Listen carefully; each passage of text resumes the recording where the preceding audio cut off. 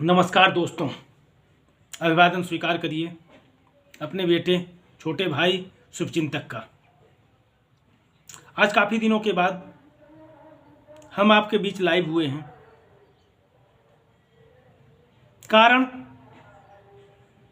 कभी कभी मन खिन्न हो जाता है लोगों की सोच को देखकर, लोगों की मानसिकता को देखकर, कि जब लोग खुद सुधरना नहीं चाहते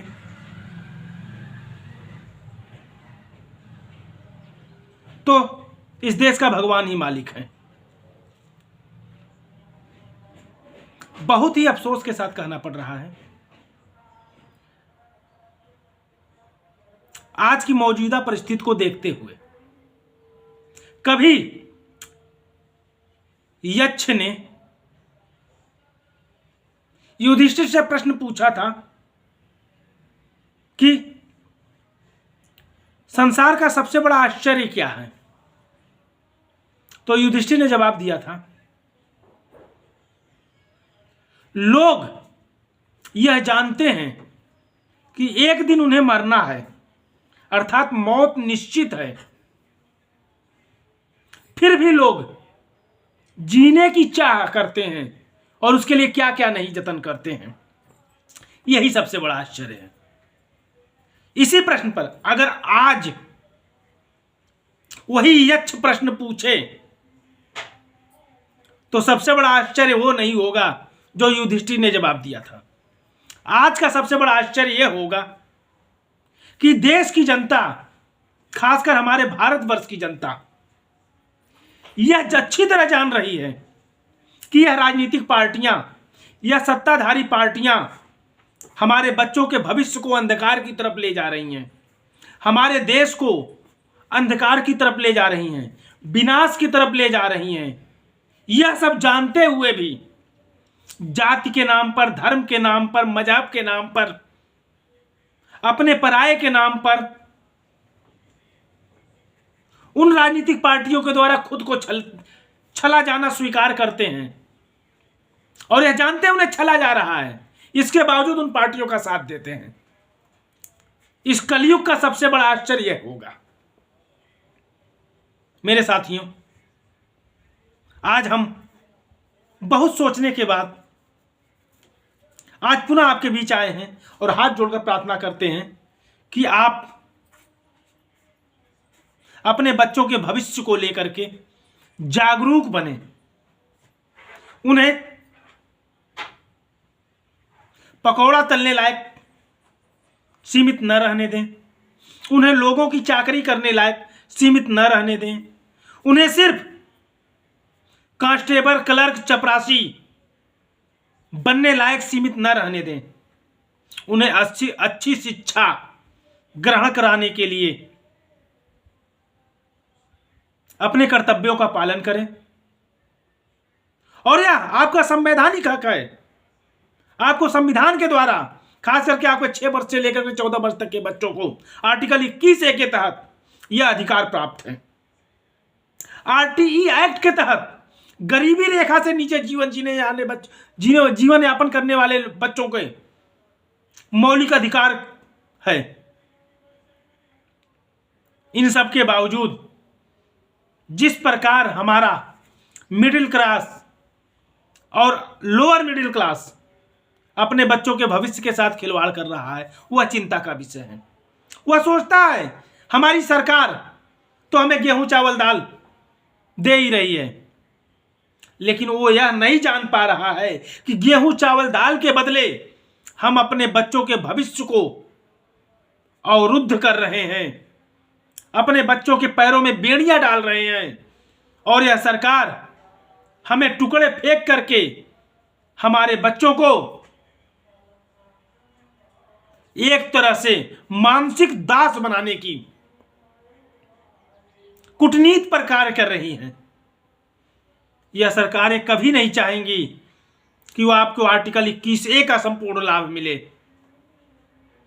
आपको RTE एक्ट का संपूर्ण लाभ मिले, या आपके बच्चों को अच्छी गुणवत्ता पर उच्च शिक्षा मुहैया कराया जाए, जो कि आपके छोटे भाई संजय सिंह राणा का सपना है, भारतीय सर्वधर्म पार्टी का उद्देश्य है कि मुफ्त शिक्षा, मुफ्त चिकित्सा, मुफ्त न्याय व रोजगार गारंटी आपको उपलब्ध कराए, और ऐसा किसी पार्टी के एजेंडे में नहीं है।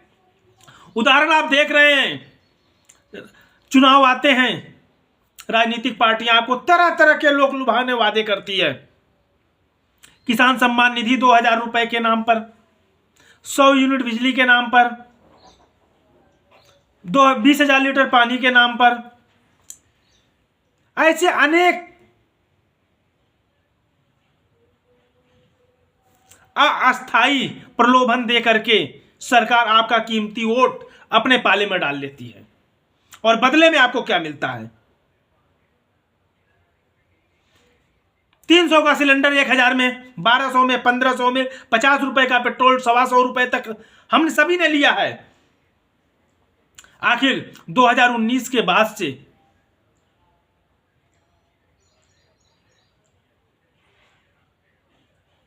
जो पेट्रोल के दाम दिन प्रतिदिन बढ़ रहे थे, जब 2019 का चुनाव आया तब से लेकर आज तक 6 साल तक पेट्रोल का दाम स्थिर कैसे है? मेरे साथियों, यह सब सिर्फ और सिर्फ हमें और आपको चुनाव के समय भ्रमित करने के लिए सरकार दिखावा करती है, ढोंग करती है और अन्य मदों से महंगाई को दिन दूनी रात चौगुनी गति से बढ़ा करके उसका 1000 लाख गुना हमसे आपसे वसूल लेती है, टैक्स बढ़ा करके वसूल लेती है। और यह सभी टैक्स निम्न वर्गीय परिवार, निम्न मध्यम वर्गीय परिवारों, मध्यम वर्गीय परिवारों के द्वारा ही वहन किया जाता है। कोई उद्योगपति अपने पास से टैक्स नहीं देता है। मेरे साथियों, आप देख ही रहे हैं, जो सरकार चुनाव के समय लाडली बहना के नाम पर, भाई बहन सम्मान के नाम पर, गृह लक्ष्मी योजना के नाम पर, अन्य तरह के प्रलोभन देकर के हजारों करोड़ रुपए अनुदान देने की घोषणा करते हैं, क्या वे सरकारें उन्हीं पैसों से वहां उस प्रदेश के बच्चों को अच्छी गुणवत्तापरक शिक्षा नहीं प्राप्त करा सकते हैं? अभी आपने देखा होगा महाराष्ट्र में लाडली बहना योजना, पश्चिम बंगाल में गृह लक्ष्मी योजना, बिहार में भाई बहन मान योजना के नाम पर जिस प्रकार का प्रलोभन चल रहा है, 2,94,00,000 आवेदन महाराष्ट्र में आ चुके हैं और 2500 रुपए हर 18 से 65 वर्ष की आयु के महिलाओं को सरकार ने देने का वादा किया है। 2,000 रुपए, 2500 रुपए से महिलाओं का क्या भला होना है पर मंथ? लेकिन सरकार इसके एवज में लगभग 75,000 करोड़ रुपए खर्च करेगी हर साल। आप सोचिए, वही 75,000 करोड़ रुपए अगर सरकार उन बहनों के, उन महिलाओं के बच्चों को शिक्षा के एवज में उन्हें मुफ्त शिक्षा की बात करती, तो शायद उन माताओं के, बहनों के बच्चे अच्छी गुणवत्ता पर शिक्षा ग्रहण कर उच्च पदों पर पहुंचते, अच्छी पोजीशन में पहुंच जाएंगे और प्रदेश को आत्मनिर्भर प्रदेश बना देंगे, देश को आत्मनिर्भर भारत बना देंगे। जबकि यह धनराशि जो खर्च होगी सिर्फ चंद सालों तक ही रहेगी, लेकिन जो यह 2500 रुपए की राशि हर महिला को आजीवन देने की बात चल रही है, उसमें ज्यादा खर्च होगा। मेरे साथियों, मैं यह कहना यह चाहता हूं कि अगर सरकारें आपके बच्चों की शिक्षा के लिए पूरी तरह से संवेदनशील होती, तो आप पहले वो आपको लाडली बहना की योजना पे या अन्य किसी मद में 2,000 रुपए, 3,000 रुपए, 1,500 रुपए, 1,200 रुपए, 1,250 रुपए देने की पेशकश नहीं करती। वह कहती कि हर महिला के, हर परिवार के, हर बच्चों को मैं अच्छी शिक्षा ग्रहण कराऊंगा। लेकिन कैसे? अगर वे ये वादा कर देते तो आपके बच्चे पढ़ लिख करके डॉक्टर, इंजीनियर, आईएएस, आईपीएस बन जाते, अब्दुल कलाम बन जाते। तो क्या आप इनके बहकावे में आएंगे? फिर जब आपका बच्चा उच्च पद पर पहुंच जाएगा, अपने पैरों पर खड़ा हो जाएगा, अपने विवेक का इस्तेमाल करने लगेगा, तो इन राजनीतिक पार्टियों के हाथों की कठपुतली नहीं बनेगा। और इन्हें जरूरत है, इनकी मंशा है कि आपको मानसिक गुलाम बना करके, आपको अपने हाथों की कठपुतली बना करके नचाना है। तो फिर हम यह सब जान करके भी हम क्यों इनके हाथों की कठपुतली बन रहे हैं? यह सबसे बड़ा आश्चर्य नहीं तो और क्या है? क्यों हम धर्म के नाम पर, मजहब के नाम पर, भाषा के नाम पर गुमराह होते हैं? मेरे साथियों, अभी भी कुछ नहीं बिगड़ा है। हमें अपने बच्चों की भविष्य की चिंता स्वयं करनी होगी। मैं बार बार यही कहता हूं, ऐसा कोई राजनीतिक पार्टी खुल करके आपसे को नहीं समझाएगा, क्योंकि उसे राजनीति करना है। और हमें आपके छोटे भाई को, बेटे को, शुभचिंतक को, आपके बच्चों को अच्छी शिक्षा ग्रहण करा करके भारत को आत्मनिर्भर बनाना है, भारत को विश्वगुरु बनाना हमारा सपना है। और यह तभी संभव होगा जब हम जाति पात से ऊपर उठ करके भारतीयता को, भारतवर्ष को अपने घर के रूप में देखेंगे, अपनों के बच्चों के भविष्य को उज्जवल बनाने का सपना देखेंगे, तब यह संपन्न होगा। अन्यथा ऐसे ही 1200, 1500, 1250, 2500, 2200, 2000 रुपए के नाम पर अपने बच्चों के भविष्य को इन राजनेताओं की भेंट चढ़ाते रहिए।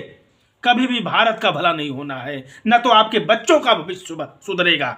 हाँ, चंद पूंजीपतियों के, नौकरशाहों के, चंद संपन्न लोगों के हाथों की कठपुतली हम जरूर बन जाएंगे, जो ये राजनीतिक पार्टियां चाहती हैं। क्योंकि उन्हें टिकट चाहिए, बीजेपी का चाहिए 10 करोड़ रुपए का टिकट मिल गया, समाजवादी का चाहिए 5 करोड़ रुपए का टिकट मिल गया, बहुजन का चाहिए 5 करोड़ रुपए का टिकट मिल गया। क्योंकि यह सभी राजनीतिक पार्टियां धन बल, बाहुबल को ही तवज्जो देती हैं, हमें और आपको नहीं। तो हमें और आपको अपने बच्चे की चिंता स्वयं करनी है, और हमारे बच्चों का भविष्य तभी सुदृढ़ होगा, तभी आत्मनिर्भर होगा, जब उन्हें अच्छी गुणवत्तापरक शिक्षा मिलेगी। फैसला आपका। जय हिंद, जय भारत।